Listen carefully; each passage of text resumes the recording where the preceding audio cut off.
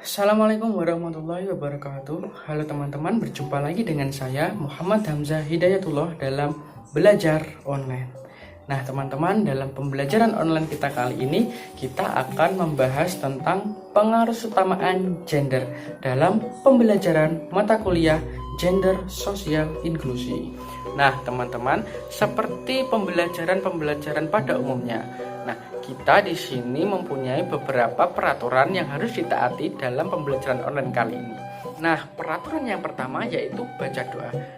Sebelum kita melakukan pembelajaran pada hari ini, mari kita berdoa terlebih dahulu. Berdoa mulai.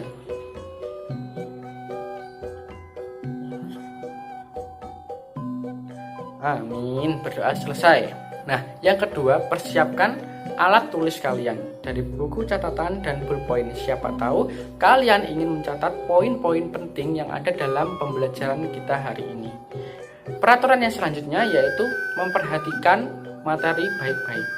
Dan peraturan yang selanjutnya yaitu dilarang meninggalkan pembelajaran, kecuali jika kalian mengangkat jemuran ketika rumah kalian sedang diguyur hujan. Yang kedua, jika kalian ingin ke kamar mandi.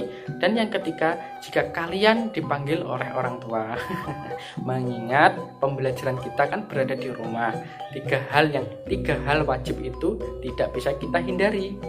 Dan peraturan yang terakhir yaitu menarik kesimpulan. Silahkan kalian mencatat kesimpulan dari pembelajaran kali ini. Siapa tahu nanti ketika kalian belajar akan lebih mudah. Oke teman-teman, nah, langsung saja kita menginjak ke pembelajaran kita hari ini. Nah teman-teman, langsung saja hari ini ada 3 pokok pembahasan yang akan kita pelajari. Yang pertama yaitu tentang gender, yang kedua yaitu tentang pengaruh utamaan gender, dan yang ketiga yaitu tentang keadilan gender. Oke. Baik teman-teman, mari kita menginjak kepada poin yang pertama, yaitu tentang gender. Nah, di sini kita tidak akan membahas terlalu jauh tentang gender, hanya tentang pengertian sedikit tentang gender. Mengingat materi gender sering kali dibahas oleh kelompok-kelompok sebelumnya. Nah, kali ini kita akan sedikit mengingat tentang pengertian gender. Nah, jika kita berbicara tentang gender, maka tak lepas dari persepsi masyarakat yang mengartikan bahwa gender itu mengacu pada peran, perilaku, ekspresi, dan identitas seseorang, baik itu laki-laki maupun perempuan. Nah, persepsi masyarakat ini juga dibedakan menjadi 2, yaitu maskulin dan feminin. Nah, maskulin ini seringkali dihubungkan dengan sifat kelelakian, di mana sifat kelelakian itu digambarkan dengan gagah, kuat, perkasa, dan mempunyai jiwa seorang pemimpin.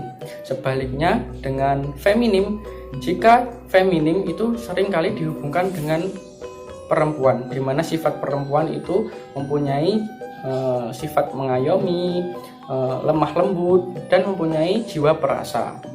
Nah, pada dasarnya jika kita berbicara tentang masalah gender, maka kita tidak lepas dari permasalahan-permasalahan yang ada pada gender itu sendiri. Nah, seringkali permasalahan-permasalahan itu terjadi diantaranya yaitu tentang keadilan gender, di mana masyarakat menganggap bahwa kedudukan perempuan itu lebih rendah daripada laki-laki. Namun, dengan adanya kesetaraan gender, persepsi masyarakat bisa berubah seiring dengan berkembangnya zaman. Misalnya, dahulu sifat maskulin dianggap tidak ada pada diri seorang wanita, dan sifat feminim tidak dijumpai pada diri laki-laki. Tapi nyatanya sekarang sudah banyak dipahami orang bahwa laki-laki juga bisa mengayomi, sementara wanita juga bisa menjadi seorang pemimpin. Dari sini dapat kita simpulkan bahwa seiring berkembangnya zaman, masyarakat telah memahami perspektif kesetaraan gender, sehingga masyarakat tidak membeda-bedakan tentang konsep gender.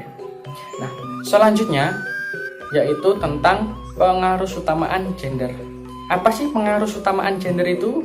Nah, Pengaruh utamaan gender atau yang disingkat dengan PUG adalah strategi yang dilakukan secara rasional dan sistematis untuk mencapai dan mewujudkan kesetaraan dan keadilan gender dalam sejumlah aspek kehidupan manusia, mulai dari rumah tangga, kehidupan bermasyarakat, dan kehidupan bernegara, melalui kebijakan-kebijakan dan program yang memperhatikan pengalaman, aspirasi, kebutuhan dan permasalahan perempuan dan laki-laki ke dalam perencanaan, pelaksanaan, pemantauan, dan evaluasi dari seluruh kebijakan dan program di berbagai bidang kehidupan dan pembangunan. Nah, dari sini dapat kita simpulkan bahwa pengaruh utamaan gender merupakan strategi yang dimiliki oleh suatu pemerintahan guna menyetarakan gender dan memerhatikan keadilan gender terhadap persepsi masyarakat. Baik teman-teman, yang selanjutnya yaitu tentang sejarah pengaruh utamaan gender di Indonesia. Jika kita berbicara tentang pengaruh utamaan gender di Indonesia, kita tidak lepas dari era R.A. Kartini. Nah, pelopor kesetaraan gender di Indonesia salah satunya adalah R.A. Kartini. Pada masanya, R.A. Kartini membuat pergerakan yang dinamai dengan emansipasi wanita. Hal ini dikarenakan adanya ketidakadilan gender dalam hal pendidikan pada masa itu, di mana pendidikan diutamakan oleh kaum laki-laki daripada kaum perempuan. Maka dari itu, R.A. Kartini mengajak kaum perempuan untuk bangkit membela hak mereka agar mendapat pendidikan yang setara dengan kaum laki-laki, yang mana pergerakan ini disebut dengan emansipasi wanita. Nah, sejarah gender di Indonesia yang kedua yaitu sejarah gender Indonesia pada abad ke-19.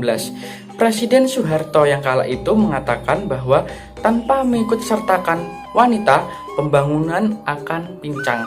Dalam hal ini dapat kita ambil kesimpulan bahwa perempuan juga memiliki hak andil dalam pembangunan negara.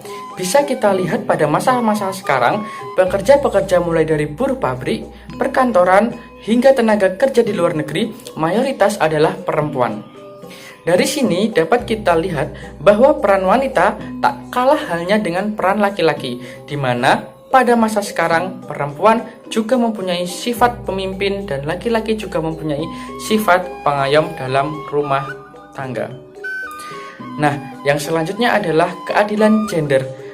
Peran negara dalam keadilan gender sudah tertulis dalam Undang-Undang Dasar, yang mana di dalamnya mencakup yang pertama, hak asasi perempuan, yang kedua, perlindungan perempuan, dan yang ketiga, keadilan gender. Dalam hal ini, pemerintah berupaya serius dalam menegakkan keadilan gender. Di antara strategi yang ditulis dalam undang-undang tersebut yaitu 1. Menghapus diskriminasi perempuan. Yang kedua, menghapus segala bentuk kekerasan terhadap perempuan. Dan yang ketiga, memastikan semua perempuan dapat berpartisipasi penuh dalam demokrasi, keadilan, ekonomi, sosial, dan budaya. Demikian hasil presentasi dari saya. Ada kurang dan lebihnya saya mohon maaf. Billahi taufik walhidayah. Wassalamualaikum warahmatullahi wabarakatuh.